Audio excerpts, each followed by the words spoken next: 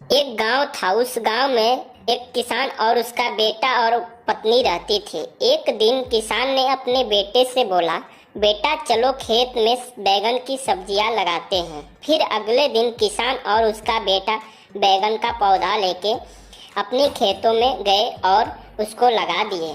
फिर कुछ दिन बाद उस पौधों में बैगन का फल आ गया।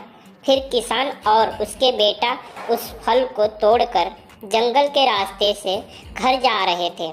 उसी जंगल में एक चुड़ैल रहती थी। चलते चलते किसान के बेटे के हाथ से एक बैगन गिर जाता है तो उस चुड़ैल ने उस बैगन को उठा लेती है और खाती है। खाते खाते बोलती है, वाह, यह फल तो बहुत ही स्वादिष्ट है। और यह बोलते हुए किसान और उसके बेटे के पीछे पीछे जाने लगती है। किसान और उसके बेटे ने बैगन को ले जाके अपने घरों में छुपा देते हैं। चुड़ैल उसके घर जाके बैगन ढूंढती है। बैगन उसे नहीं मिलता है। फिर चुड़ैल वापस जंगल में जाती है और सोचती है, फिर कल किसान और उसका बेटा आएगा तो मैं उनके पीछे पीछे जाऊंगी और देखूंगी ये लोग इतने अच्छे फल कहाँ से लाते हैं।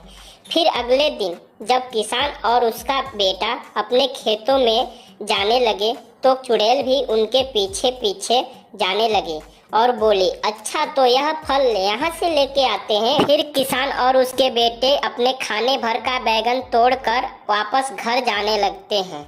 फिर उनके जाने के बाद चुड़ैल सारा बैगन खा जाती है। अगले दिन जब किसान और उसके बेटे अपने खेतों में जाते हैं तो देखते हैं खेतों में एक भी बैगन नहीं है। यह देखकर किसान और उसके बेटे बहुत ही उदास हो जाते हैं।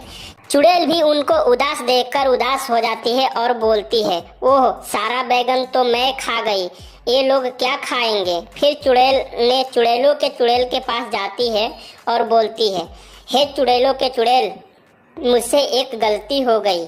मैंने एक किसान का बैगन खा गई। मुझे उनका बैगन वापस करना है।